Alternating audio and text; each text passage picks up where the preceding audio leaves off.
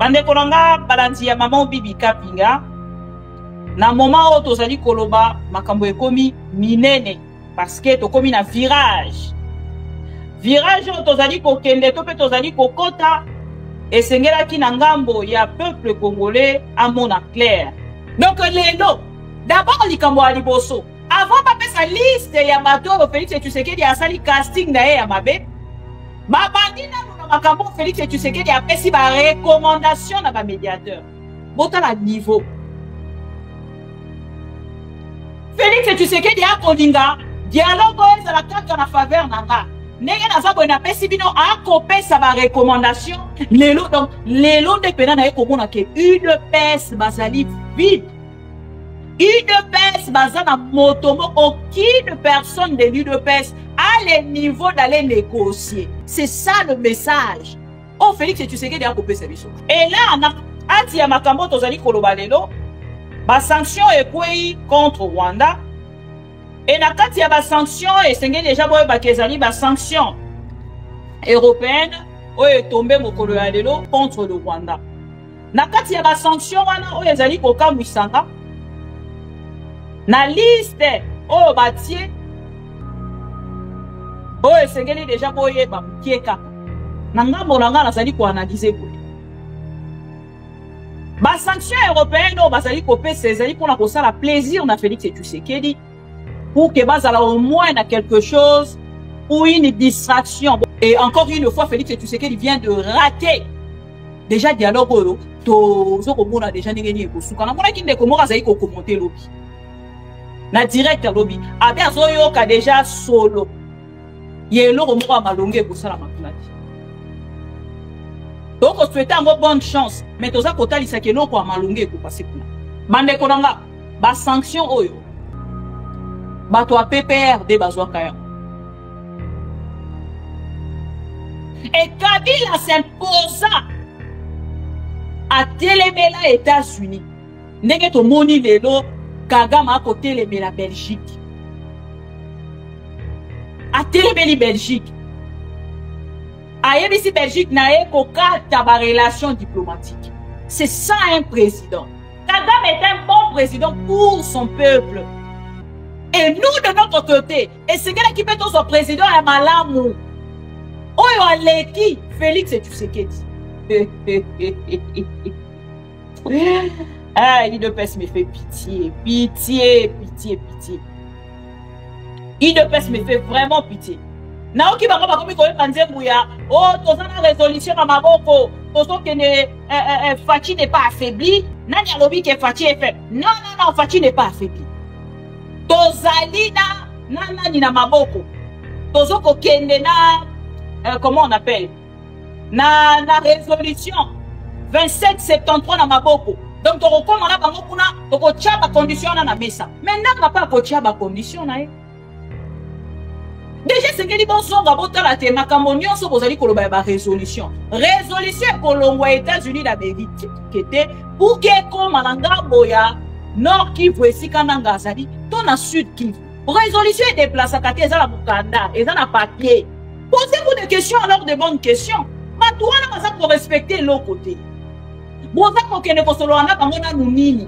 Au lieu de banda ko rêver chaque jour, et c'est qui bote les manapang na bino ba nini boko sala. Nini boko sala. Bonanga zali ko avancer nanga s'arrêter te. Bon mona ngo déjà, oyo dialogue nini to ko kene bande konanga eloko malunge ko bima le 18 te. Solo ezoko yokana. Que eloko malunge ko bima le 18 te. Tozana bino a jour J-1. Alors chers amis, na makambo nyonso UDPS eza koloba. Na nyonso eza tampola na kati ya réseaux sociaux. Oyo biso na bino tokoki ko retenir Félix Tshisekedi encore une fois a échoué. Et tout ça distraction sur distraction. Félix a ko continuer ko distraire bato. Azo ko continuer ko distraire bato. Donc hier boko sala ba commandement na ye. Na kati ya dialogue au médiateur aza déjà bako média bako facilitateur baza déjà ya za kopesa ba recommandation bon nomelenga mutu boye ye pas à la kati ya dialogue wana soki bolingi to ya na dialogue déjà kuna to kozela calendrier moko boye wana oye kozala déjà établi tozo kozela bon pesa biso pe nani cesser les faits ezala respecter nini tout ça bande konanga so boko lobanga biso ke bino boza kaka na demande oyo ya liboso Félix Tshisekedi ya nomination na ya résolution c'est que vous qui êtes dans la pour écoler Canate. Félix a vraiment un grand problème.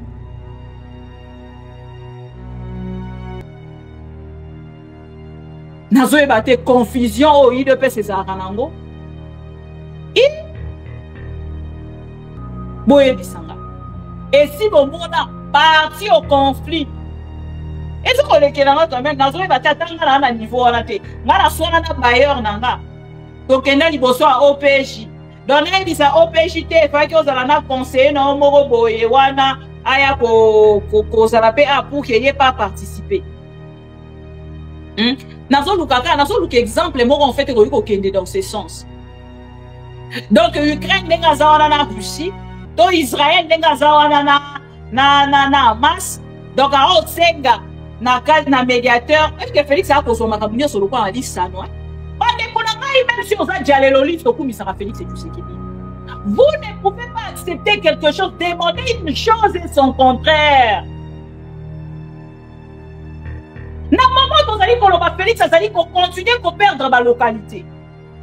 M23, vous allez pour avancer. Bidon sur terrain, vous avez quoi? Qu'est-ce que vous avez dans le moment où sur terrain? Rien du tout. On dirait que Félix a dit ça. Il faut que expliquer, il faut réfléchir des travers. Asa komi l'opérateur sous résolution, ils allaient couper sa droit na ONU, à quitter sur place, à kenda kangi nanga, à kangi batonyon sowana, à zubango mutu na mutu ake kozo ngisaye nanda kunae. Peut-être, c'est ce que Félix Tshisekedi pense. Et en réfléchissant comme ça, mais ça dit que ça va que au monde M23 ça dit qu'on continue de là parce qu'il est vraiment très objectif. M23 ça dit très objectif. Ça dit qu'on continue de là.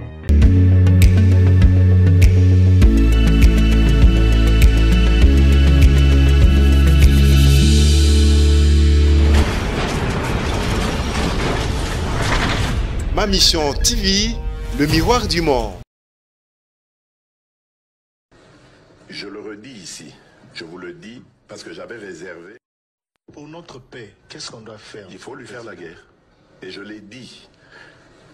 Je le redis ici, je vous le dis parce que j'avais réservé. J'ai fait une interview ce matin avec une chaîne étrangère. Je n'ai pas voulu le dire. Je l'ai dit. J'ai réservé la primeur au peuple congolais, à Tchangou tout à l'heure, et je le dis à la première chaîne congolaise ici, chez vous. Merci. À la moindre escarmouche, des rigolos que vous avez vus s'exprimer à Nairobi, la moindre escarmouche, lisez sur mes lèvres. Je vais réunir les deux chambres en congrès, comme me le recommande la Constitution, et je vais leur demander l'autorisation de déclarer la guerre au Rwanda. Je le dis et je pèse mes mots, parce que je suis même prêt à cela. Et aujourd'hui, on n'a même pas besoin d'envoyer des troupes au sol au Rwanda. De chez nous, nous pouvons atteindre Kigali. Pourquoi seulement maintenant, pas hier? Parce que j'en ai marre. Ils inventent cette parodie d'opposition. L'Alliance du Fleuve Congo. C'est Charlot qu'on a vu la chose à Nairobi pour repositionner le M23. Donc vous comprenez que j'avais eu toujours raison de dire je ne parlerai jamais au M23. Parce que je sais que ce sont des pantins que Kigali place et déplace comme il veut. Je sais que c'est vous les Rwandais qui êtes derrière. Maintenant, ça suffit. Et j'ai dit aux Américains, ce que je vous ai dit, ce que j'ai dit devant le peuple à Tchangou, je l'avais dit précédemment, parce que par respect pour les Américains, j'ai dit voilà, vous voyez que Kagame se moque de nous, je vous l'avais dit, il se moque de nous. Maintenant, il faut qu'il y ait quelqu'un qui se lève pour l'arrêter, et moi je suis ce quelqu'un-là. C'est pour ça que je dis, je le redis ici. c'est pas une blague. Cette histoire-là, comment on a une sous? L'Alliance du fleuve Congo. Voilà. Ce qui n'a yoki ke bazui localité moko. To babeti lisasi congolais moko akoufi. Moko, pas deux. Moko. Je réunis les deux chambres du Parlement en congrès. Je dis, Bopé sans autorisation, parce que c'est la Constitution qui le dit, je commence la guerre contre le Rwanda. Je vous le dis ici, beau de retenir en haut. Si ça se fait demain, et vous savez Malobi. Donc si ils osent faire ça demain, mercredi, pendant que les Congolais seront en train d'aller voter, la Chambre sera réunie en congrès. Les deux chambres seront réunies en congrès pour me donner cette autorisation. Et jeudi, je fais feu. Monsieur le Président, on parle... Je suis en train de vous dire que nous avons les capacités aujourd'hui. Boubangate, les Congolais, n'ayez peur de rien. Nous avons aujourd'hui les capacités de mettre cet individu hors des...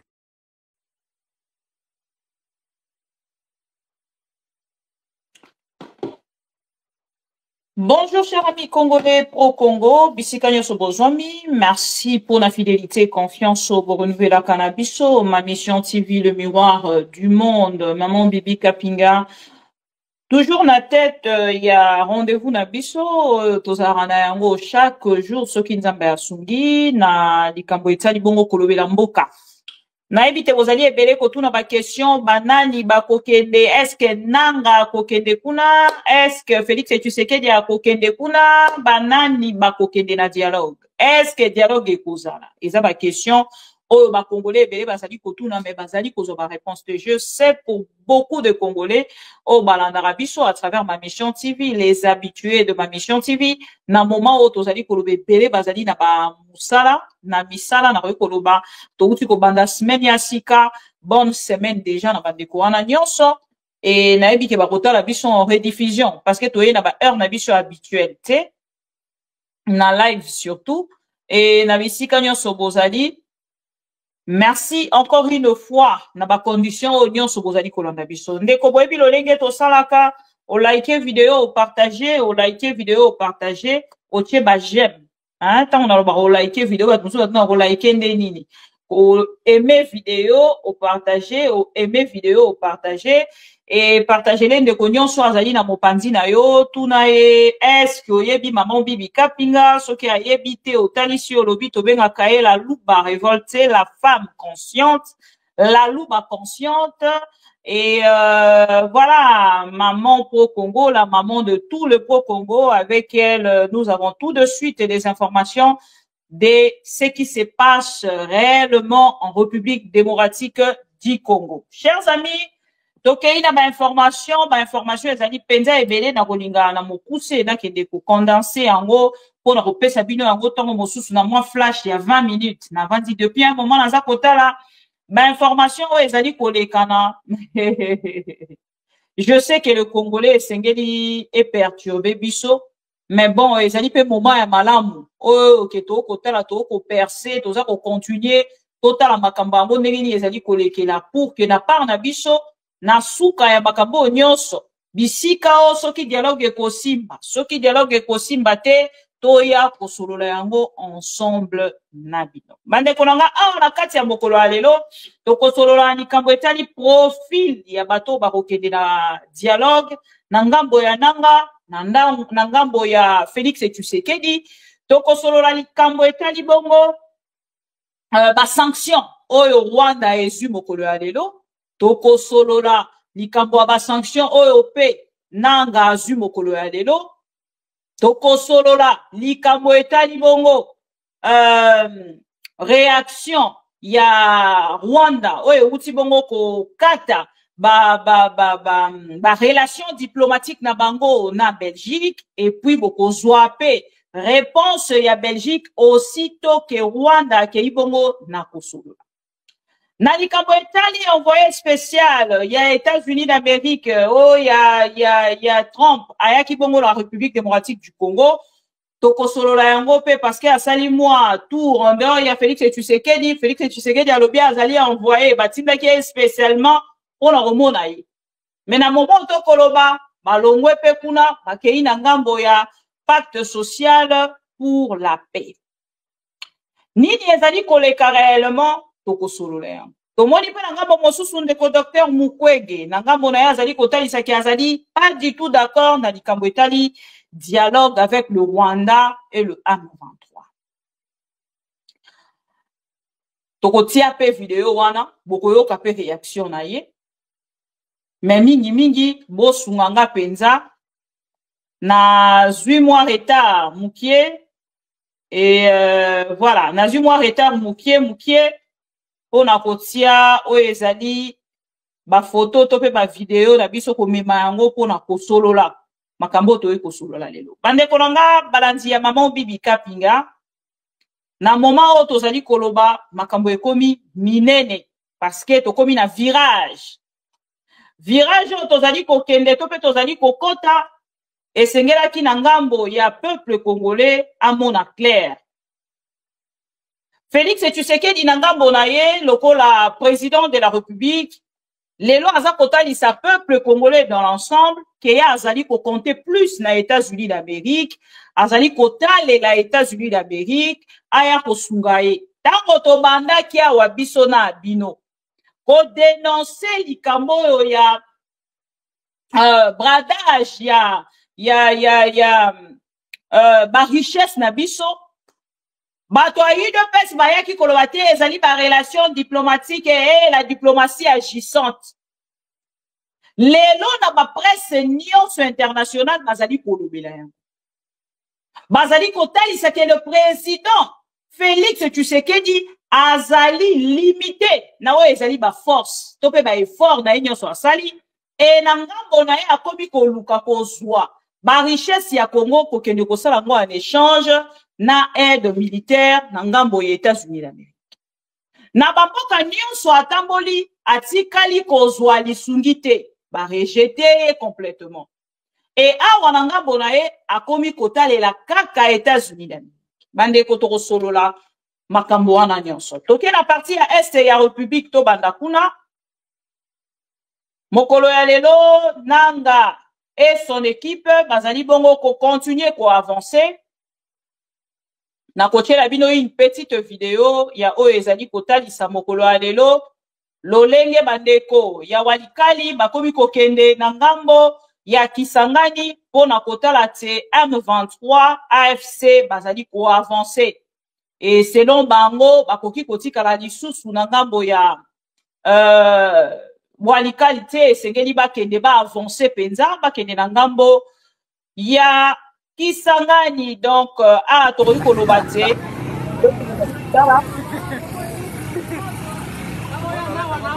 Apa tunapata donc occasion de filmer. Moba tomber.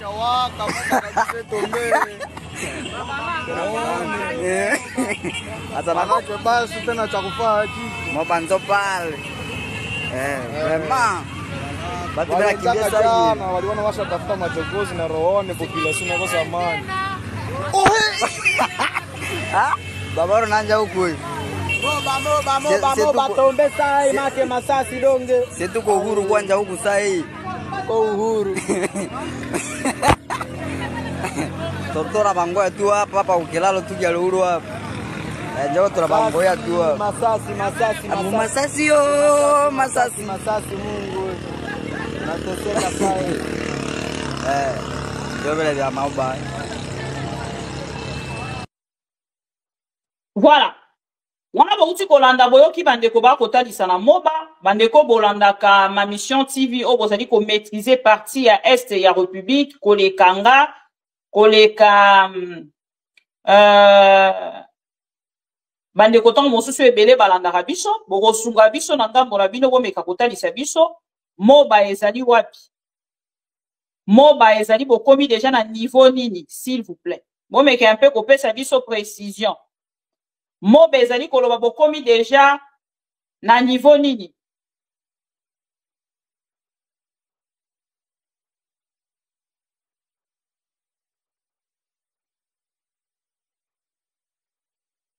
Bomeka un peu koyebisa biso moba ezali bokomi na niveau nini?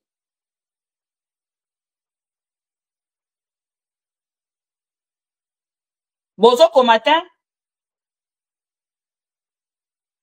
Voilà, bandeko bakomi kobima sikoyo déjà na voilà wana bandeko ya moba oyo bazali kokende vers walikali batali avancement. OK, donc ndenge ba kokende wana bazali kokende bazali koprogresser pona kokoma na kati ya Grand Katanga. Donc kuna ezali pona kokende na Grand Katanga ou Kisangani. C'est pas Kisangani? Ah bon? OK, merci beaucoup. Voilà. Donc, bozui déjà. Ba kokende la Katanga. OK, donc direction wana. Heureusement, bino moko bat boza ko expliquer.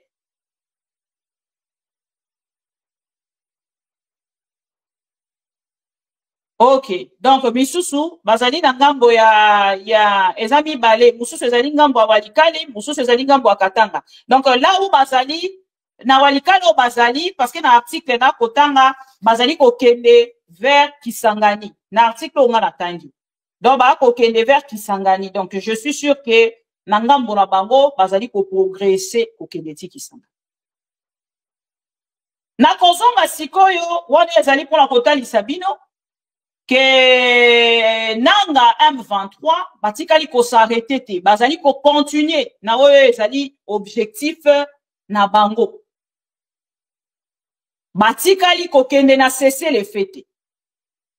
Le président angolais na communiqué boko apesaki mokolo ya vendredi atalisaki te ba parti nyonso ekende na cesser les faits ba arrêter ba hostilité. Et na moment tozali koloba M23 AFC bazali ko continuer na nzela na bango oyo bazwaki déjà ya ba hostilité pour na ko continuer objectif na bango. Et là na ati ya makambo tozali koloba lelo ba sanction ekwei contre Rwanda et na kati ya ba sanction esenge déjà boye ba kezali ba sanction européenne oyo tombé mokolo ya lelo contre le Rwanda. Na kati ya ba sanction wana oyo ezali kokamwisanga na liste oyo batie oyo esengeli déjà boye ba mukie kaka na ngambo na nga nazali ko analyser boye ba sanction européenne oyo bazali kopesa ezali pona kosala plaisir na Félix Tshisekedi pour que bazala au moins na quelque chose ou une distraction. Bomoni mwana soki azali kosakana na ngambo na ye soki azali koluka eloko moko ya ko distraire l'enfant, en fait un petit bonbon à l'enfant bapesaka ye mo eloko moko pona kosakana na yango. Soki bonbon ezate ba ko pesa ye sucette batie na munoko pour que na part na ye akende kosala nini a distraire a se distraire na yango.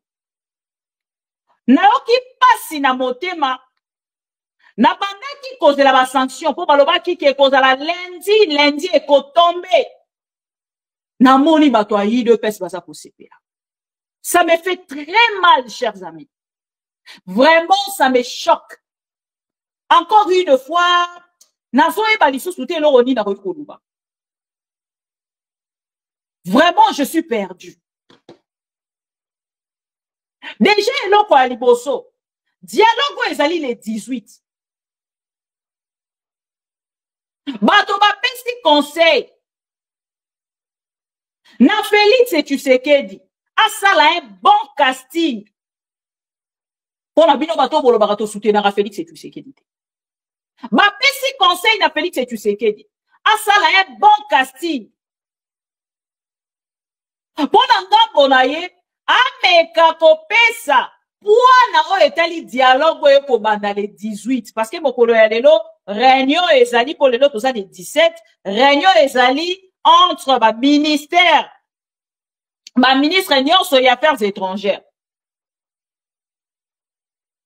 lelo nde ezali kosalema et na ngambo na bango après cette réunion ndelobi bakokende siko ko se projeter na kati ya dialogue ekobanda lobi. D'abord il faut toyeba lelo makambo nini ekobima oyo ekotinda biso na dialogue ya lobi wana ya liboso na likambo etali casting babandi bongo na ngambo na bango kosala casting eti babaluki na suka nango po bomona ke Félix Tshisekedi azali moto ya sentiment avant tokenda likambo ya basanction.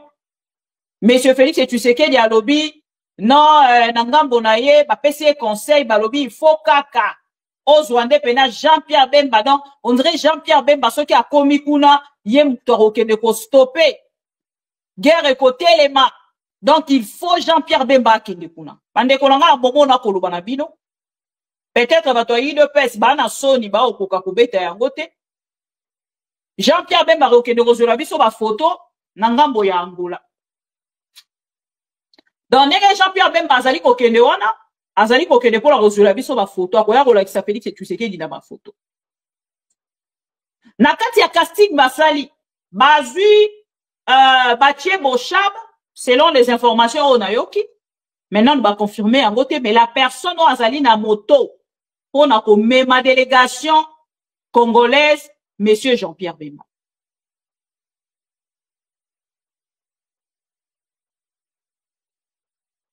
Jean-Pierre Bemba moto azali na moto on a comme ma délégation congolaise. Et on a koloba mais c'est triste pour l'histoire du pays. C'est triste de ne pas connaître l'histoire du pays.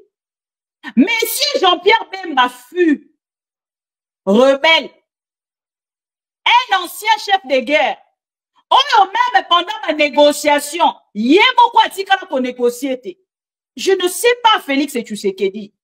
Qui conseille Félix Tshisekedi? Donc, juste parce que Jean-Pierre Bemba, ou tu tambola, ah, Fati Beton, Tokotika président, Abisso, Yene Motokotika Lawana, ton vota qui est 73%. C'est fini et ça donne le droit à Jean-Pierre Bemba. Il y a Koko Tanakat, il y a liste, il y a délégation, et c'est là qui est. C'est donc l'information qu'on a ça pour Yokana, couloir, il y a présidence. Et ça dit, monsieur Jean-Pierre Bemba, monsieur Bochab, Nambata, nde bako kende pour la négociation. Mande konanga kota la kaka. Délégation Félix Tshisekedi a continué na moto na yango Jean-Pierre Bemba. Erreur oyo esalemaki na nomination ya Jean-Pierre Bemba. Yango yo erreur eza kosalema na kati ya dialogue. Toyoka na malamu. Tango banomaki monsieur Jean-Pierre Bemba. Lokola ministre ya défense. Nini emeba ki bango ba nomeye. Ya liboso. Non, Jean-Pierre Bemba, omoni na makambo ya guerre oyo, ye penza vanda na este. Ye penza ndenge aza wana, soki batie ye, mbala moko makambo eko changer. Départ, ya Félix Tshisekedi na konomé Jean-Pierre Bemba avant kitisa ye moto ba embouteillage, abandaki na neko Jean-Pierre Bemba na titre na moto ya kokanisa ke Jean-Pierre Bemba azo ko maîtriser makambo ya guerre oyo azo ko maîtriser ngo makasi ye soki akomi wana tokozwa ba relation diplomatique mususu oyo ko sunga biso pour que to se libérer na kati ya problème ko. Arrivé na kati ya ministère wana chers amis. Jean-Pierre Bemba ne fils kata bunagana tozu yangote ekwei na maboko ya Jean-Pierre Bemba bamoka mususu ekwei pendant que Jean-Pierre Bemba azalaki wana na expérience tozaki kokanisa ya soki otali video ya Jean-Pierre Bemba oyo aloba ke ndenge ezali awa soki olingi na ngambo na yo Congo situation au besoin dans la STS là bon voter nga Jean-Pierre Bemba na 6 mois na kosili sa guerre. Rappelez-vous de cette vidéo là de Jean-Pierre Bemba na tchela bino yango malebele lelo Jean-Pierre Bemba bazuye ba commissaire négociateur. Comment vous qui connaissez comme un négociateur? Pendant que yé moko tango azalaki rebelle, ezalaki Thomas Lowaka, ndeko Olivier Kamitatu, na bandeko mosusu bazalaki kokende ko négocier pour les comptes ya MNC. Nini ezali kopesa Jean-Pierre Bemba titre wana ya kokende lokola négociateur. Point ya liboso o Félix Tshisekedi asali un mauvais casting. Akei kokwe ya na erreur ya makasi lisusu ekotinda Jean-Pierre Bemba ça me donne déjà l'image, il y a au dialogue. Donc, Félix Tshisekedi accueilli un dialogue aussi pour faire plaisir. Ce qui m'étonne, na Félix, et ça rata koye na bonaye, à côté là, alors bon, né na zobe loko sina kopi ko solana o na kangamana o ne mutoko pesa nga. Sans côté là na simanaye, plan B nanga ekozala nini, soki États-Unis epesinga o naza koluka te. Plan B nanga ekozala nini, soki nanga bonanga nazwi réellement te o naza koluka. Félix Tshisekedi n'a même pas besoin, il y a la réflexion wana. Et awa, délégation quand Félix Tshisekedi a dit, Bochab, je ne sais pas trop, peut-être Bakolobakelo, ministre, il y a intérieur ou défense, je ne me rappelle plus, à Kokenokosala quelque chose, et nanga on a dit mais maman wana batata mi bimba o bazali kokende. Nambata, surtout on déjà tempérament. Bochab Tochaina, il est très politique, je ne sais pas, mais je ne crois pas qu'il y a un tempérament pour Bemba. Regardez seulement le discours de Bemba. Bon, dans le discours, il y a un Jean-Pierre Bemba où tu poses ça là tout au long. Il y a mois passé, na mois haut. Et le même Jean-Pierre Bemba a se convertir. Alors, qui a même nana. Nga lelo so même chef de l'État lobi na ngala comme la ngayi militaire, na ko ko zonga na appel militaire. Posez d'abord la question à monsieur Jean-Pierre Bemba. À quel moment monsieur Jean-Pierre Bemba comme un militaire a fait la formation wapi pour qu'il comme un militaire? Sauf qu'il y a qui militaire. Donc il y a qui passe il y a militaire.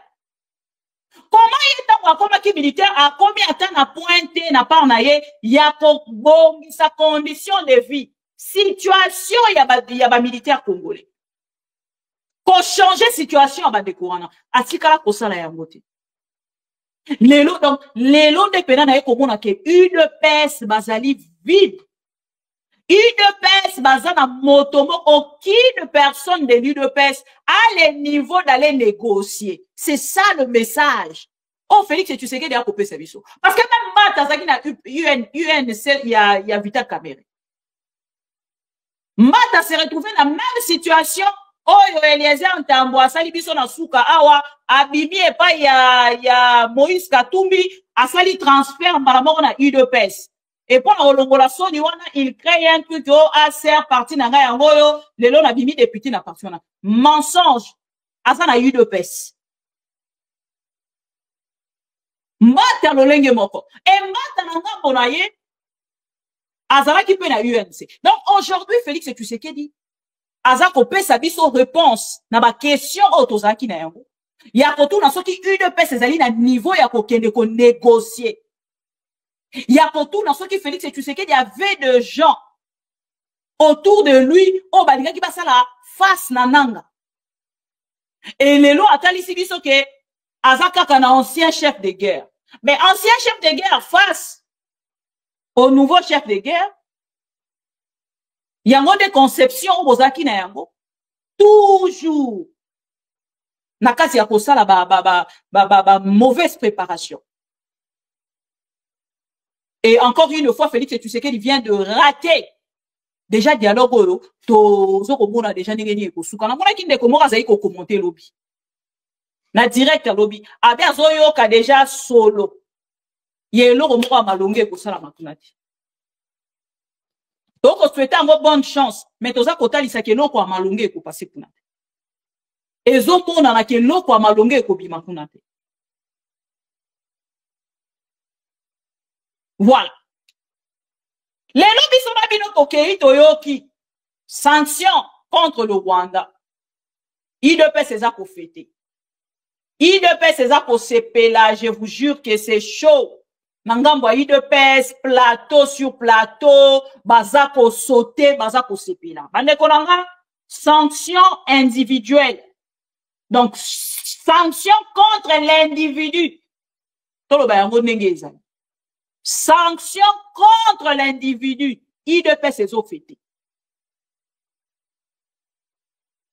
Des sanctions pour influencer l'économie rwandaise. IDP c'était les biens pour fêter. Est-ce que bateau bazalaka d'information? Bazalaka d'information te? bazalaka na problème nini bosalaka yango na nko to ezalaka makambo ya solo babandi wana bomoni en fait IDPS c'est toujours dans le show IDPS bazalaka na show bomoni diplomatie agissante mende kolanga bagite moko na mona te bomoni basanction kwei basanction moko nul chers amis déjà ya liboso boyebisanga na kati ya liste ya basanction oyo nakotangela bino bakombo boyoka sont sanctionnés par l'européenne. Sanctions européennes, la liste de personnes sanctionnées. Bertrand Bissimois, coordonnateur adjoint AFC bar M23. Rouzi Karoussisi, commandant de forces spéciales rwandaises récemment remplacé. Ok. Désiré Roukomera, des nationalités rwandaises, chargé de recrutement et propagande M23. John Imani Nzenze, des nationalités congolaises, présenté comme responsable renseignement du M23. Bozolanda, donc comment on yokate. Il est best viva na lingarabino. Franchement, je vous jure, moi comment on nyonso, comment moko toyebi otoyokaka Bissimois. En dehors ya Bissimois, bakombo nyonso etikali bo bando lukango na torche. Il faut que vous na Google. Nazotangela bino. Tokoma kiwapi? Désiré Roukomera, des nationalités rwandaises chargées de recrutement et propagande de M23. 1, 2, 3, 4. John Imani Nzenze, de nationalité congolaise, présenté comme responsable renseignement du M23. Eugène Koubito, commandant 3e division RDF. Pascal Mouizi, commandant 2e division RDF. Jean Bosco Nzabonimpa, responsable finance M23 de nationalité congolaise. Francis Kamandi, CEO de Rwanda, mine pétrolière and gas broad. Joseph Moussanga, Bahati Erasto, gouverneur actuel, Nord Kivu. Bolandi, le gouverneur actuel Nord Kivu, Yona Pazadi, sanctionné. Et pour finir, Gassabo Gold Raffiné, place of establishment Kigali. Bon, bref, société Gassabo Gold. Oh, il y a raffinerie, il y a Rwanda. Bah, où tu peux sanctionner, hein? Et bah, sanctionner? Ah, ça me fait rire. Hein? Ça me fait vraiment rire.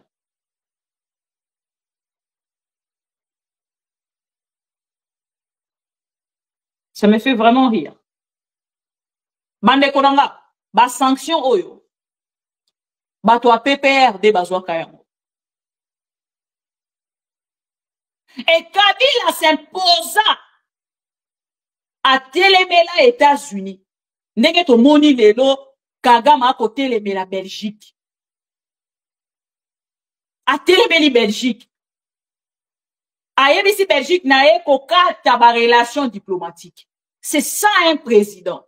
Kagame est un bon président pour son peuple. Et nous, de notre côté, et c'est quelqu'un qui peut être son président à Malamu. Oyo aleki, Félix et Tshisekedi. Parce que des fois, les gens me posent la question. Oh, si quoi, il y a Félix, on va pas remplacer. Ce n'est pas moi qui remplace le président au Congo. Et vous, de votre côté, pour ça, nous sommes en tant que peuple. Ceux qui me montrent que maman a pour le vrai. Vous allez qu'on vivre même souci. Oh, biso to revendiquera à chaque jour. C'est à vous de s'élever. Moi, je fais ma part. Oh, etikali, eza pona bino bosala. Comment Félix Tshisekedi, avant président de la République, tant au monde que les États-Unis d'Amérique, ils ont coupé ça de l'autre côté. Belgique est passé de l'autre côté. France est passé de l'autre côté. Bref, Union européenne, mobile est passé de l'autre côté. Mais décidez-vous. Kabila a son temps, a soi courage. A Kenya pour signer na Russie. Félix Tshisekedi aujourd'hui n'arrive pas à signer avec Poutine. Voyez, mais là qui bisoua Poutine, Poutine a zoya kalate, d'ailleurs même Poutine est ça signé la Congo, l'Okuta. Posons ba émission dans la carte des réseaux sociaux. Le problème avec nous Congolais, tolanda kabatuana toyoke information ba ina ngo ba pesi ba lobby, to koma kotala bango ka lokwa théâtre. Daniel, so rezo se kangé dans le senga Alain na osenga Alain a bloqué ouais ozo distraire nga mutu nyonso so ko distraire nga Alain esanga bon to revoir kanaï voilà chers amis Félix Tshisekedi il faut que ça qui est encouragé un patriote ndenge ba dialéloliste ba ndingaka kobenga ye Fachi patriote azana amour ya mboka ainsi de suite soki Félix Tshisekedi azala ki patriote ndenge bino bolingaka koloba yango na part na bino bolinga ki boloba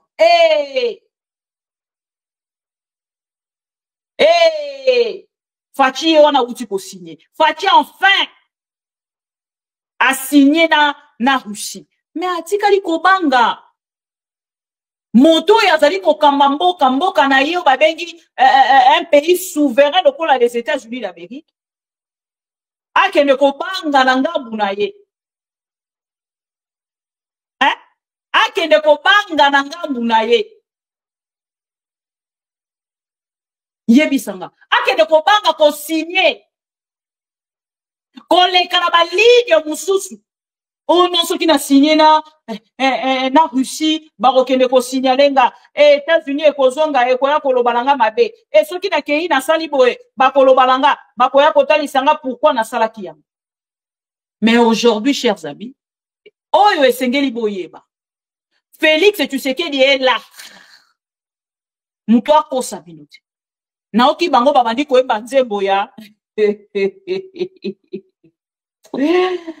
IDPS me fait pitié. IDPS me fait vraiment pitié. Naoki bango bakomi koyeba nzembo ya tozana résolution na maboko tozo kene Fachi n'est pas affaibli nani alobi ke Fachi est faible. Non, Fachi n'est pas affaibli. Tozali na nani na maboko tozo ko kende na comment on appelle na résolution 2773 na maboko. Donc, tu recommandes bango kuna, tu kotia ba condition na mesa. Maintenant, n'a pas kotia ba condition na e. Déjà, c'est que li bonzonga botala te makambo nyonso bozali koloba ba résolution. Résolution kolongwa États-Unis d'Amérique kete pour que koma na ngambo ya Nord Kivu esika nanga azali, to na Sud Kivu. Résolution est déplacée kati ezala mukanda, ezala papier. Oliebo banda ko rêver chaque jour et sengela ki botele mana pa na bino boyeba nini bokosala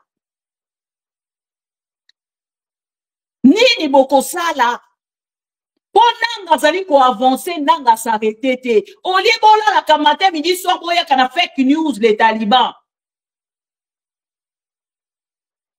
oliebo ya kana fake news chaque jour nanga avance lelo ba komi na moba Bazali qu'on continue qu'on avancer. Posez-vous des questions, alors des vraies questions avec des bonnes réponses.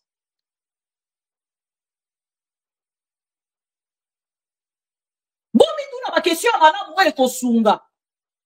Où est ton tali sapena que nege tozali ko kenda tozali ko avancer. Nangambo ya na tangeli bino liste ya bakombo na roloba na rotanga su bakombo na te po suka na ngweza na anglais. Tango na kokende ba kolobalanga o mama bibi ndenge ozali awa tala anglais na yo na boyi Le rebelle de l'AFC, M23, ont progressé et se sont rapprochés de la localité de Mutakato, située à 25 km de Walikale centre. Situation de 11 heures de ce lundi 17 mars 2025. Posez-vous des questions alors, de bonnes questions. Batouana maza pour respecter l'autre côté. Boza kokene kosoloana bangona nunini. Nazo lingana eba. Lelo nenge tokoloba boye M23 atindi batuna bango. Baza kotalisa biso à travers ces documents. L'Alliance Fleuve Congo M23 informe l'opinion publique qu'elle envoie ce lundi 17 mars 2025 une délégation de 5 personnes à Luanda, capitale de l'Angola, pour prendre part au dialogue direct à la demande des autorités angolaises. L'AFC M23 réitère sa profonde gratitude de son Excellence le président João Lourenço, président de la République d'Angola, pour ses efforts inlassables en faveur d'une résolution pacifique du conflit en cours en République démocratique du Congo. Porte-parole du M23 bar AFC, Lawrence Kanyuka. Yemoto apesi document au bokolo alelo. Alors, chers amis, na makambo nyonso IDPS eza koloba. Na nyonso eza tambola na kati ya réseaux sociaux. Oh, biso na bino, tokoki ko retenir, Félix Tshisekedi encore une fois a échoué. Parce que tant qu'on cause là le même États-Unis, on a nga bola bango ba uté ko recommander na laksa kibino vidéo ko recommander dialogue na République démocratique du Congo à travers cette vidéo ba kozonga te pour que ba changer. Ba kotika la na côté di sebino bo kende na dialogue. Mande konanga quand même l'olenge Sadek e uti kolongola. Ba militaire na bango ba uti ko retirer. EAC Sadek ba uti kotali sa Félix Tshisekedi que la solution n'est pas militaire. Solution ezali kaka politique. C'est-à-dire monsieur Félix Tshisekedi kende na dialogue. Ce qui bolandi kaka na kati ya vidéo, c'est les États-Unis d'Amérique qui recommandent le même Félix Tshisekedi, il y a kokende na dialogue. Combien de la résolution, oh, les M23 n'ont pas pu respecter. Le M23 n'ont pas respecté. Même la République démocratique du Congo, vous avez donc consommé ensemble. Il faut que nous revendons les sous ensemble pour que la résolution soit yassika. Question mark. Bon, on a quand même cette petite vidéo. Parce qu'il ne peut pas essayer qu'on ait la bâton direct, c'est qu'il faut que mais ceux qui vont commencer à mater 2773 et c'est qu'il n'a pas retenir cette vidéo. Le gouvernement américain est recommandé qu'il y ait un dialogue. I can tell you, and this is, I think, a good way to end the briefing today, just as a reminder, yes, of the global commitment that this administration has, but that Senator, why do I keep doing that? He's the Secretary. He's the Secretary of State. That the Secretary of State, Marco Rubio, has in the world. I can tell you that we stand in firm support of the Congolese people and of the sovereignty and territorial integrity of the DRC. I can say that in his calls with the two presidents, the Secretary urged an immediate ceasefire in the region, accountability for human rights abuses and violations, and for all parties to respect sovereignty and territorial integrity.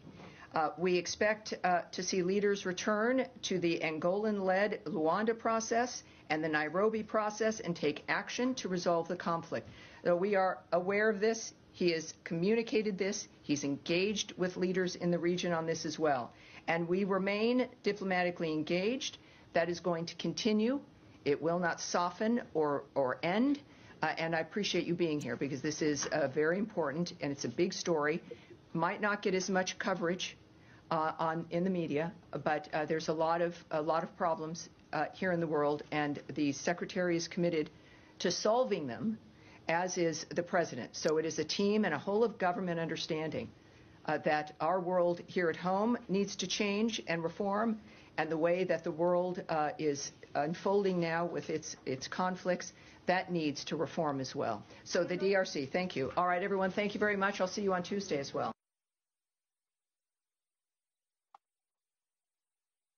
Voilà. Bolandi?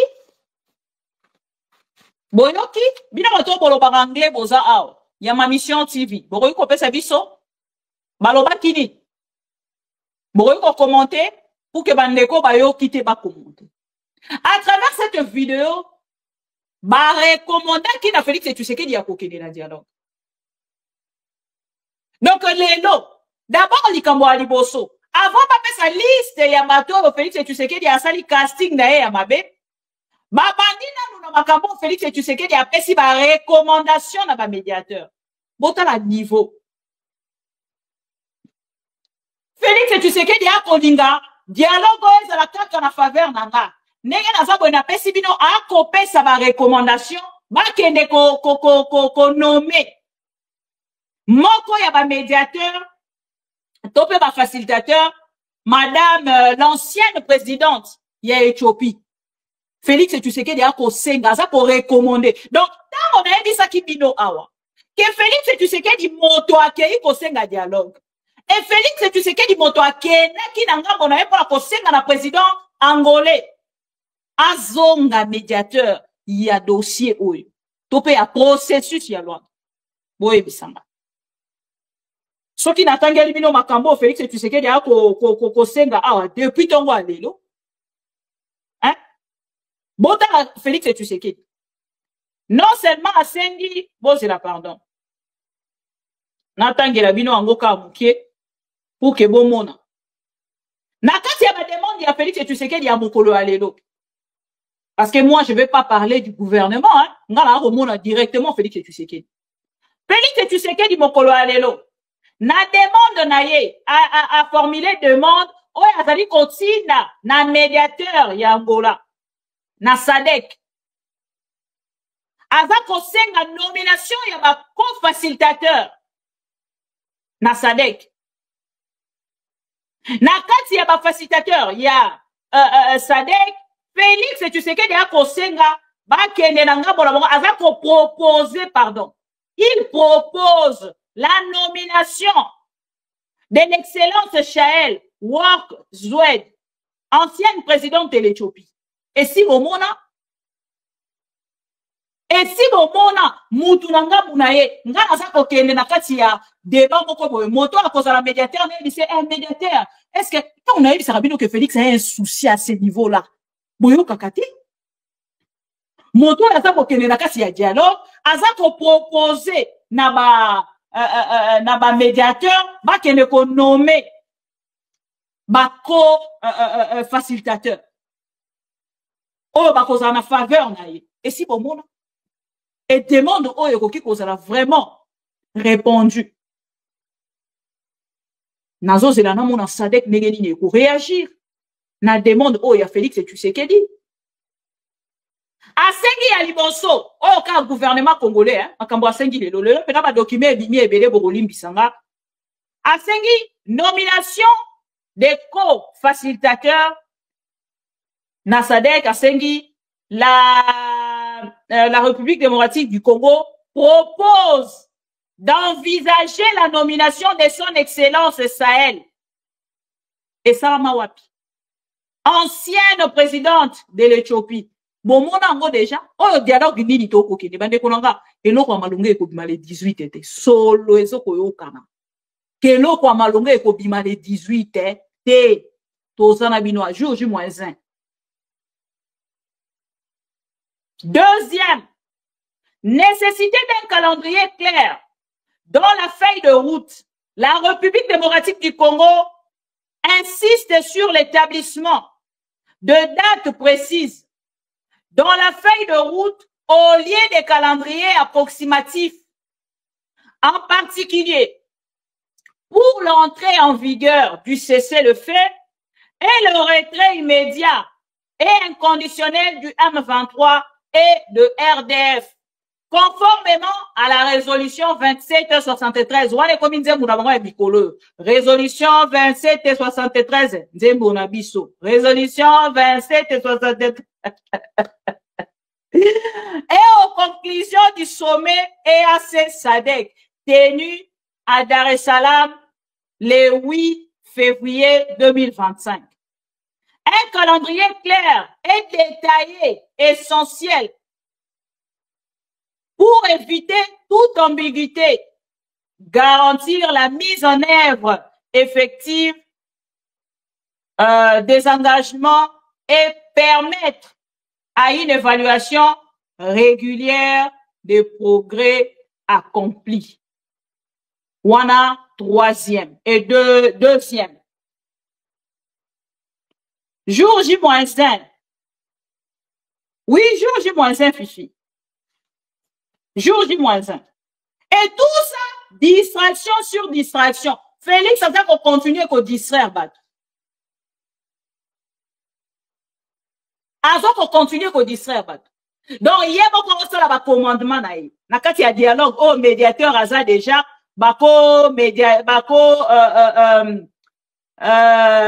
facilitateur baza déjà ya za kopesa ba recommandation bon nomelenga mutu boye ye passe à la kati ya dialogue wana soki bolingi to ya na dialogue déjà kuna to kozela calendrier moko boye wana oye kozala déjà établi tozo kozela bon pesa biso pe nani cesser les faits ezala respecter nini tout ça bande konanga so boko lobanga biso ke bino boza kaka na demande oyo ya liboso Félix Tshisekedi ya nomination na ya résolution c'est que bokende na bino te po ekolekana te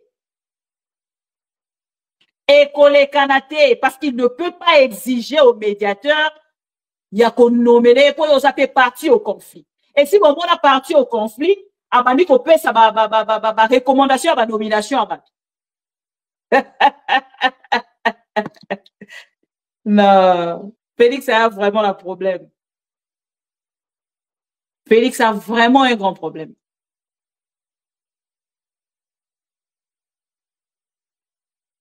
Nazo ebate confusion au IDP César Ranango. Boye bisanga. Et si bon mona parti au conflit.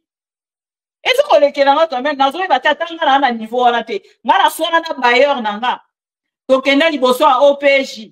Donc, il y a des OPJ, il faut que vous ayez conseillé dans le moro wana aya ko pour qu'il n'y ait pas participé.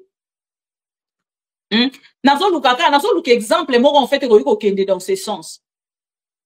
Donc, Ukraine, n'est pas na Russie. Donc, Israël, n'est pas na Hamas. Donc, à Otsenga, na médiateur. Est-ce que Félix a posé ma cabine sur le coin à l'Issa, non? Na yebite, mais c'est ce que je constate, hein. Félix pour naïe makambo a kozongo ka lokwa théâtre.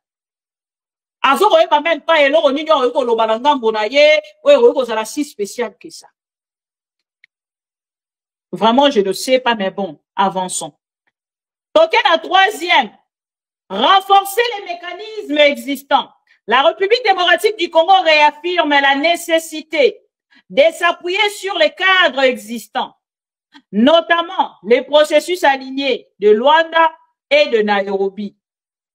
La conférence internationale sur les régions de Grands Lacs et son mécanisme conjoint de vérification élargi, ainsi que le cadre de paix, de sécurité et de coopération, afin d'éviter la dispersion des efforts et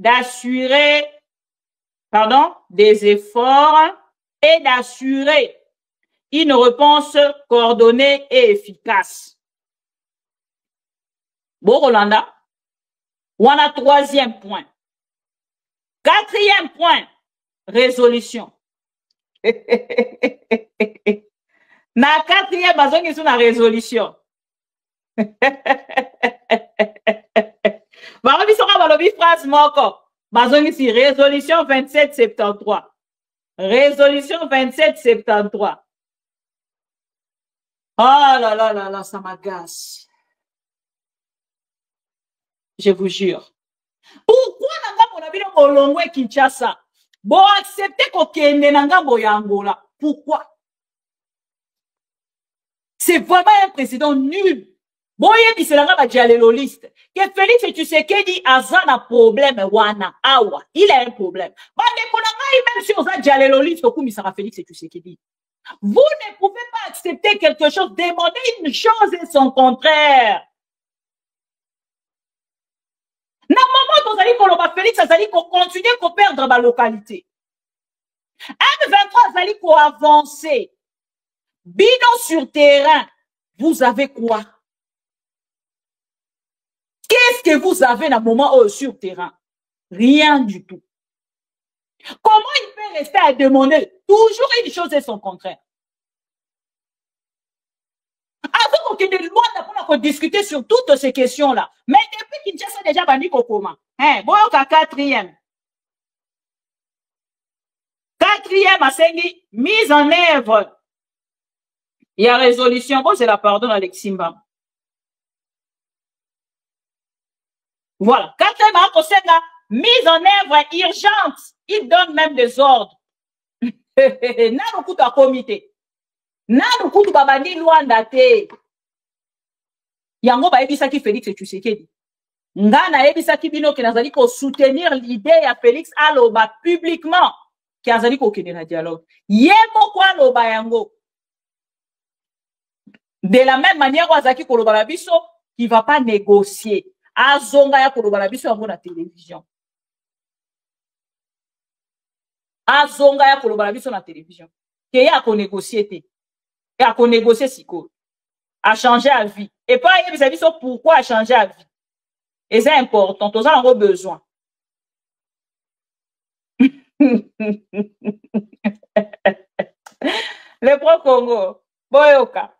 Mise en œuvre urgente de la résolution du Conseil de sécurité des Nations Unies.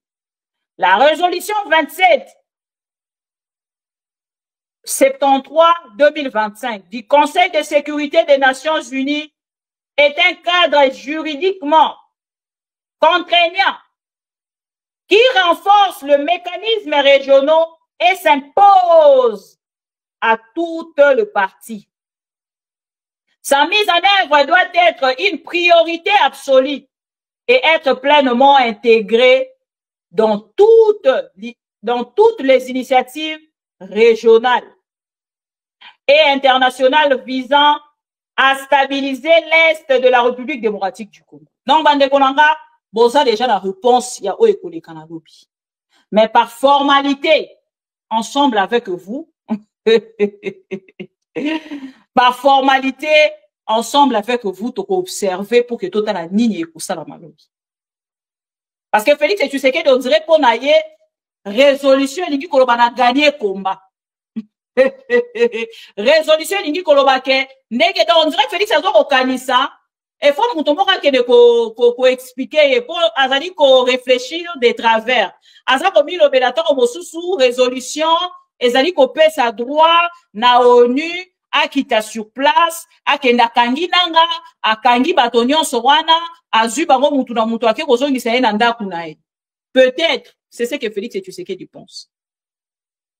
Et en réfléchissant comme ça, nde ezali ko sala ke okomona M23 ezali ko continuer nzela na ye parce qu'il est vraiment très objectif. M23 ezali très objectif. Azali ko continuer nzela na. Mande kono aussi ça te ceux qui n'attendent bino mukanda oyo nanga auti kotia siko na moni tweet moko ekotia wa na vérifier yango na pesa bino. Il ne pèse vive. Avant la kende na makamususu. 23 à Luanda dans les prochains jours, revirement qui est intervenu après la visite du président congolais Félix Tshisekedi chez son homologue angolais Joao Lourenço. C'était la ligne rouge à ne pas franchir pour le président congolais Félix Tshisekedi, négocier avec le groupe armé M23. Mais après une visite chez son homologue angolais, Joao Lourenço, cette annonce, Luanda va prendre contact avec le M23 pour organiser des négociations directes entre la République démocratique du Congo et le groupe armé. Golnouch Barzegar et Lionel Bellon.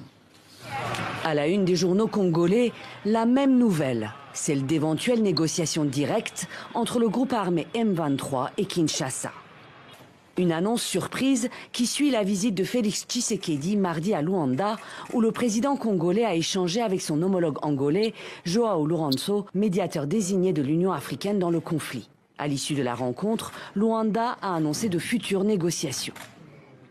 La partie angolaise prendra des contacts avec le M23 afin que les délégations de la RDC et du M23 puissent mener des négociations directes qui se tiendront à Luanda dans les prochains jours en vue de négocier une paix définitive. Jusqu'ici, Félix Tshisekedi avait refusé tout dialogue avec le M23 qu'il qualifie de groupe terroriste ou de pantin. Je ne veux pas discuter avec des pantins. Les pantins ne vont jamais parler de leurs problèmes. Les pantins, quand ils sont en face de vous, ils vont répéter le message de leur maître. Alors, tant qu'à faire, je préfère parler avec leur maître. Kinshasa accuse régulièrement le Rwanda de soutenir le M23. Le groupe armé contrôle désormais de larges portions de territoire dans l'est du pays, notamment dans les provinces du Nord Kivu et Sud Kivu, frontalières du Rwanda, avec la prise fin janvier de Goma et mi-février de Bukavu, les chefs-lieux des deux provinces. À Kinshasa mardi, le porte-parole du gouvernement congolais a acté la tenue de la visite à Luanda, mais n'a pas souhaité la commenter sur le fond. Le président angolais a invité le président de la République aujourd'hui pour lui faire part de l'initiative qu'il a prise. Donc il faudra attendre dans les prochains jours de précisions qui pourront être faites sur comment cette initiative devrait se faire. Donc nous reviendrons pour vous donner les plus amples détails dès que nous les aurons. Quant à l'UDPS, le parti présidentiel salue l'initiative angolaise, mais rappelle l'importance de la récente résolution de l'ONU. Nous ne serons jamais un obstacle à l'application de la résolution 2773 qui exige le retrait immédiat des troupes rwandaises du sol congolais. Elle exige le démantèlement de l'administration parallèle qui a été mise en place. Elle exige la cessation des hostilités sans condition. Le Rwanda, de son côté, a dénoncé à plusieurs reprises le refus de Kinshasa de dialoguer avec le M23. Jusqu'ici, aucun effort diplomatique n'a abouti pour mettre fin aux hostilités. Et dans ce contexte de conflit, la RDC se dirige-t-elle vers un partenariat sur les minerais avec les États-Unis? Rien n'est encore fait, mais des discussions seraient en cours. Washington apporterait alors une aide sécuritaire à Kinshasa en échange d'une facilité d'accès aux minerais rares qui se trouvent dans le sous-sol congolais, coltan, cobalt ou encore lithium. Reportage d'Addisson Gozo, récit Laure de Matos, Véronique Pérez. Julien Paluku a été gouverneur du Nord Kivu pendant 12 ans. Aujourd'hui à la tête du ministère du Commerce extérieur, il confirme que des discussions sont en cours avec les États-Unis concernant les ressources minières de son pays. Mais n'entre pas dans les détails. Les discussions se passent dans le cadre de l'AGOA, qui est cette loi américaine qui nous permet de bénéficier des exportations vers les sols américains sans paiement de frais de douane. Maintenant, les gens peuvent exploiter ça de la manière dont ils veulent. Est-ce que c'est un échange avec la sécurité? Ça, c'est la question stratégique qui relève du président de la République. Boyoki, naninga kana koma wana pour que boyoka. Donc, awa bisika to koloba. Pourquoi marché wana yagoa basala ki yango avanté? Ba koya kosala yango lelo. Boye baka ke Félix Tshisekedi alinga kende ko simbisa kokaba ba richesse na biso. Kokaba ba richesse na biso. Kote kaputu te kokaba. Parce que ako kende nango na position à faiblesse. Ako kende kokaba yango. Voilà, lettre oyo bazali ko adresser yango ezali lettre ya M23. Bazali ko adresser yango na ndeko Joao Lourenço. Na lettre oyo bazali ko talisa na Joao Lourenço que M23 ezali moko. M23 ezali ko faire partir na kati ya plateforme Alliance Fleuve Congo. Donc, prochainement, ce qui a aligné à Tina, Mokanda a komela Alliance Fleuve Congo. Et na kati ya document oyo, topé lettre oyo bakomi, partie oyo intéressé nga ezali la dernière partie. Dans les cadres de pourparlers convoqués à Luanda, les coordonnateurs politiques de l'Alliance Fleuve Congo vous adressera une correspondance qui fixera sur la composition de notre délégation à ses assises, avec un ordre de mission officiel comprenant la liste de nos membres désignés pour représenter le mouvement dans les négociations directes avec le gouvernement de Kinshasa. Nous sommes en attente des dispositions pratiques y afférentes. Yéreo. Nanga lobi na bango, à répondre bango, pe atalisi bango, ke akotinda une délégation. Na yebisa ki bino lobi ke nanga lelo azali lokola Félix Tshisekedi ya Goma, ya Bukavu. Obakisi Masisi, obakisi na bamboko oyo. Donc lelo akoki kolongwa kaka lolenge wana te, akeye Angola, bato ebele babengi nga na téléphone. Comme si j'étais la secrétaire de Nanga. Ba poste mususu boko pesa bato. Na yebisi bino ke biso na bino tokokota AFP ya Nanga. Tokokota ngo kaka soki akomi na Angola. Parce que arozala kuna pe boye tomoni ba stopper ba kati na bango. Sikoso esi to mikote laki. Et comme explication ekeye zongi zonga ke ekendaki. Mais soki esa komi na na bandundu na yebisi yo. Na bateke kaka na porte ya Kingakati. Bon, na déclaration à Mama Bibi Kabi.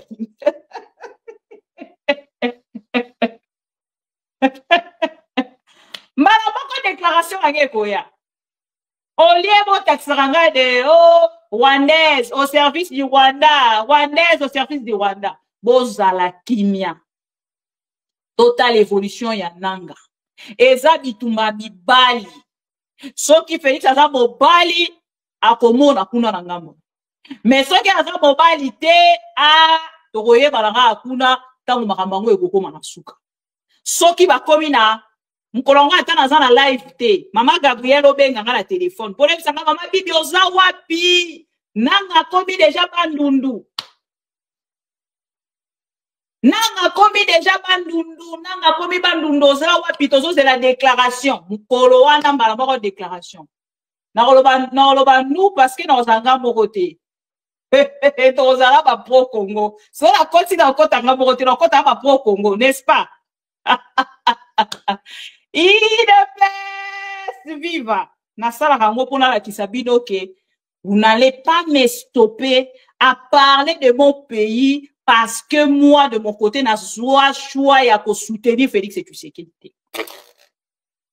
Donc, si vous pensez que de votre côté, dire que je suis du M23, de l'AFC, du Rwanda, et ça, la télévision, tout est coquille, misanga plateau oyo, na couleur oyo, misa to pays oyo, na respectaka. C'est du n'importe quoi. Je suis une femme, je suis une brave femme. Une femme courageuse que vous n'avez jamais connue. L'IDPS, vous n'avez jamais rencontré une femme comme moi. L'objectif ici, Félix dégage. Merci, Gabriel. Donc, Félix à Kolongwa na pouvoir, coûte que coûte à Kolongwa. Vouloir ou pas Félix à Kolongwa. Voilà. Ma campagne na bino boza ko sala, ma campagne boza ko sala, ya kokene refuta ba journaliste pour na robana ko salir ba kombo abatu. Ça va pas passer. Ça ne va pas passer. Nous avons nos bouches pour nous défendre. Tokoya pour se défendre na même courage, na même énergie, na même force, na même vivacité. Vous n'allez rien changer en nous. Parce que tokoye bisebino que Félix a kokende. Bola muka Félix a kokende. Bon à la juste patient. Bon ni prière y a des confitant Kamere. Bon zwa prière on a bossa la kango pour na Félix. Bino ko comprendre ka langage ya ndeko Vital Kamerhe te. Soki omoni mutu azali ko kene na bitumba asambelaka te. Ma komi na place moko komi koloba yaya tofuka matoti kaka nyonso na maboko ya Nzambe. C'est ka komi na suka. Si aujourd'hui Vital Kamerhe recommande de prière à Félix Tshisekedi parce qu'elle va comprendre que Félix a commis na suka. Mais le cas de Félix a tetu mutu makasi. Moyen yebisa nyonso ezate. Vital Kamerhe a toutes les informations de ce qui se passe au pays plus que Félix Tshisekedi. Félix est un rêveur. Il rêve encore. Et de son côté, il pense que à Kokoma to et ça a commis. Nano Félix a commis TP à Kokoma te. Pouvoir naïe. Si, ce qui est ça qu'on l'a vu, nous et l'autre côté. Tant qu'on a diplomatie agissante. Tu comprends, Bissanga? N'est-ce pas diplomatie agissante? Et les mani ko agir. Na esika o Sadek, na EAC, bakei, départ na bango officiel. Et ça qu'on l'a vu, nous et l'autre côté. Bino botala botali nanu awa na kati ya région ya Grand Lac lolenge botikali boom botikali ka bobo komo kama oh EAC ke indengeni EAC ke indengeni EAC ke Sadek ke départ na bango officiel et sengeli yebisa bino parce que jouer belé na côté ya Nanga na AFC. Ceux qui vous revendent en anglais pour vous continuer à rêver sur ce que vous lisez sur les réseaux sociaux. Oh, bah, où tu peux savoir que ça m'a foutu à Yangombe. Moto ça à Yangombe. Ma eko pa kola bino m'a foutu à Mounaka. Oh, sanctions contre l'individu. Sanctions contre l'individu. Allez, le quoi qu'on ramaille l'été, bon, continue les réseaux sociaux. Bon, on dit, hey, diplomatie agissante. Diplomatie agissante. Fachazo beta. Et bétombe. Vous rêvez, vous êtes comme votre rêveur de président. Ces sanctions-là vont aller nulle part. Donc, Nangambo na yango, et Simbi na yango, et Kei Nangambo na yango ko Simba, ko toucher à ta moukiete. Économie rwandaise, c'est fini pour vous. Rêvez encore. Na ebisa ki bino bolanda ke mission moko ya ndeko Fabien Kuswanika na kolukela bino video wana na kopia kiam. Na koyela bino video wana bozwa cours. Tango bolanda ka bozwa ata papier. Soko moni makambo eza important neti nga na école nazaki bongo. Na ko vanda ko naza bolanda cours na kolanda cours na olanda cours. Soko moni partie koko ezali très importante. Nazo constater que oyo ko zonga ata na kati examen.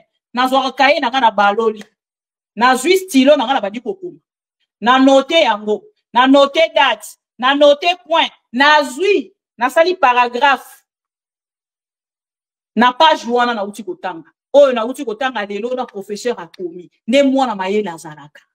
Donc tango olanda kabiso lo ba comédien na télévision te. Landa kabiso lo ba moto akoya pona kozwa quelque chose, surtout les talibans.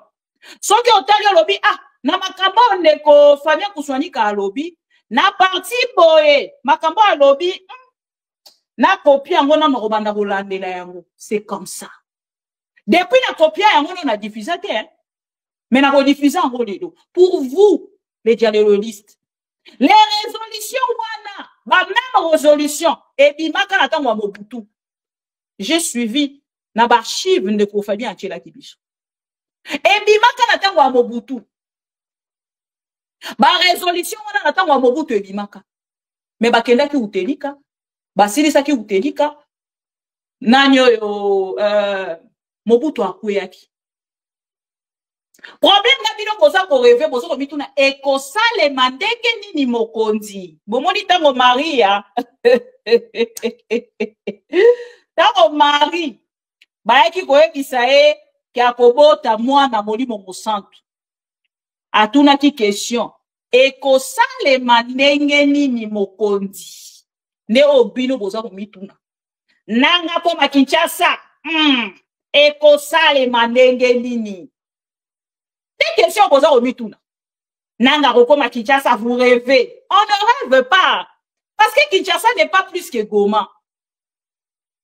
Kinshasa leki Goma na elo côté. Kinshasa leki Bukavu na elo côté. Rêver. Kinshasa leki biso kaka tozana Brazzaville, o kati sa 5 minutes, o kelela ninga maluko kati si na boîte. Surveillez le fleuve. Surveillez le fleuve. Bakomi wapi na Moba. Moba ba kende direction ni nga ndi koloba te da otula bino. Moba direction nini baza kozwa. Moba pour quelle direction?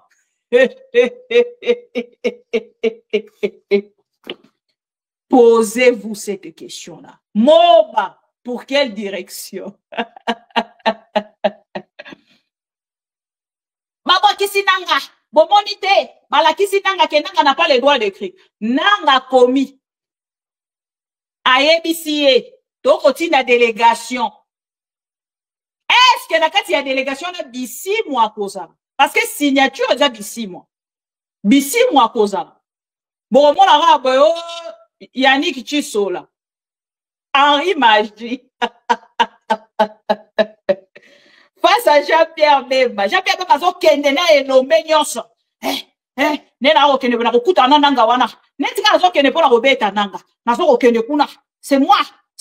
Kende kuno kokuta na Yannick Chisola. Okuta na Yannick Chisola. Nana ni susu.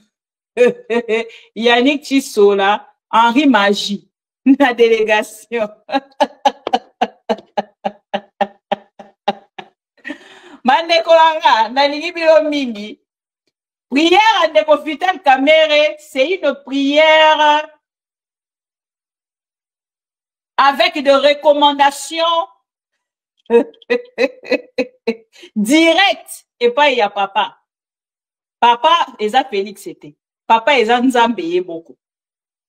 Suivez bien cette prière, chers dialoguistes des lits de paix. Chers pro-Congo, recommandez cette prière, partagez cette prière. Na Ndeko Jean-Pierre Bemba, na Félix Tshisekedi, na Kombo Susunani, na Banjaleloliste nyonso, Jean-Pierre Bemba, Félix Tshisekedi, Bochab Mbata. Bo pesa bango prière oyo. Bo ebisa monsieur Jean-Pierre Bemba. J'espère qu'il y a ça dans le sport. Adam Chalo aza munene ya oro kembete. Bon, soit ata. Bon, baba okuta na wa kancha. Adam Chalo Yannick Chisola, Henri Magie, délégation Mouane, face à Jean-Pierre Bemba. Tala nengo bimi papi. Bon, luka ba stratégie nini boyo ko sala. Pona komatisa. Niveau ya dialogue boza kokende. Boke robimisa biso un ancien chef de guerre face à un nouveau chef de guerre. Pour quelle solution? Bon, retourne à tête Jean-Pierre Bemba. Donc, Jean-Pierre Bemba lelo ko konzima nyonso. Makabo ya ande kokokate lobby. Akomi kokoka yango lelo. Son cerveau était Olivier Kamitatu. Cerveau na ye ezalaki Thomas Lowaka.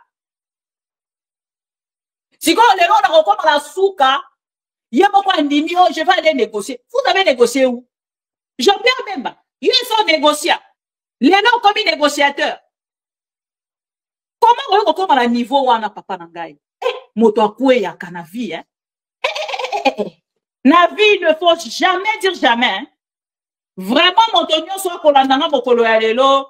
Et l'on peut essayer pour éviter que l'on ne jamais. Avant que l'on jamais, l'on bata. Je ne sais pas trop, mais na nenge na miyebeli na koki kosala ya ngote. Loba ngata na humilité. Pour le patron loba oui, loba ke ayebite na nenge ye pena nzalela ka bi santa ka teka ko kosala lelo kwato. Mais na kometa to le moi, vraiment éviter le moi. Éviter le jamais. Et kozala lelo kwa malambu pona biso. Chers amis, na tiki bino na prière ya Ndeko Vital Kamerhe. Torokutana tout à l'heure pour plus de précision. Il y a information autour de la liste Nicolo à liste. À tout à l'heure. Moi, c'est bon, maman, bibi, téléphone ouvert. Bon, à la patiente au salaire. Bon, participer pour l'Obani. Bon, bah, nous, on a la question, ah, on a pas répondre à la place. Nazo ozonge la bino. Nazo la de l'actualité, nanga tinzi. Ouais.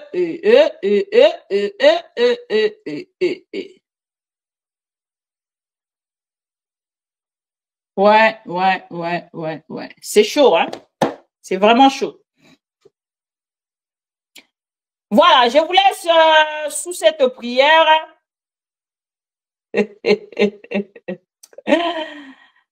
À tout à l'heure, je vous aime beaucoup, mes amours pro Congo. Vos j'aime, s'il vous plaît. À vos bimas, s'il vous plaît. Moi, j'aime Yamawa. Hein? Toya Esengo. Oche. J'aime. Voilà, à tout à l'heure. Terminer mon adresse par une note d'espoir et d'interpellation en disant à nos populations de l'Est actuellement en proie à des violences de tout genre que quelle que soit la durée de la guerre, la victoire appartient à la paix et elle sera restaurée. Au président de la République, chef de l'État, je voudrais exprimer ces mots, inspirés des Saintes Écritures, du livre des Psaumes, chapitre 32, verset 8, qui dit « Je t'instruirai, je te montrerai la voie que tu dois suivre, je te conseillerai, j'aurai le regard sur toi. » Que le Saint-Esprit vous inspire, Monsieur le Président de la République, et vous guide en ces temps particuliers pour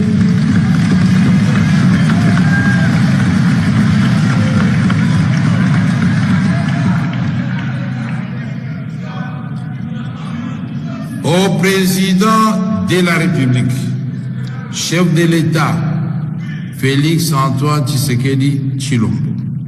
Je voudrais exprimer ces mots inspirés des Saintes Écritures du livre des Psaumes, chapitre 32, verset 8, qui dit « Je t'instruirai ». C'est Dieu qui dit à Félix « Je t'instruirai, je te montrerai la voie que tu dois suivre, je te conseillerai, j'aurai le regard sur toi. » Que le Saint-Esprit vous inspire, là c'est moi maintenant qui l'ai dit, vous inspire et vous guide en ce temps particulier pour s'accomplir le miracle du bâton de Moïse, afin que les obstacles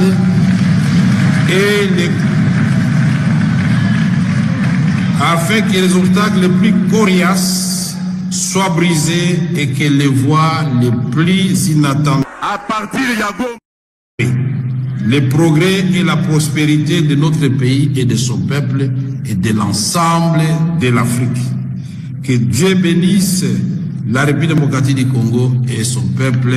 Je vous remercie. À partir de Goma, tokoki ko toucher Kigali wana. Akola la lisusu nanda kona ete. Akokota Zamba. Asakana na bato mususu, mais asakana na fati beton te mokengeli ya ba Congolais.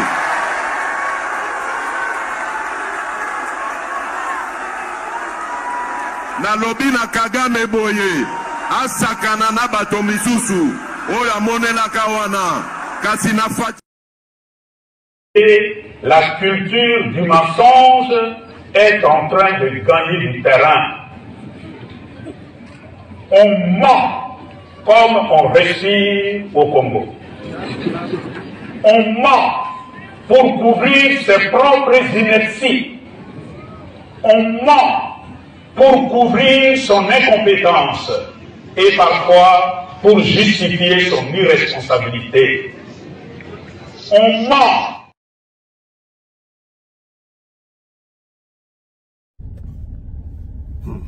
Eza pasi pour le régime na biso toye baka teke ekozala ka boyi toye baka ta soki mbe toye baka ah pardon.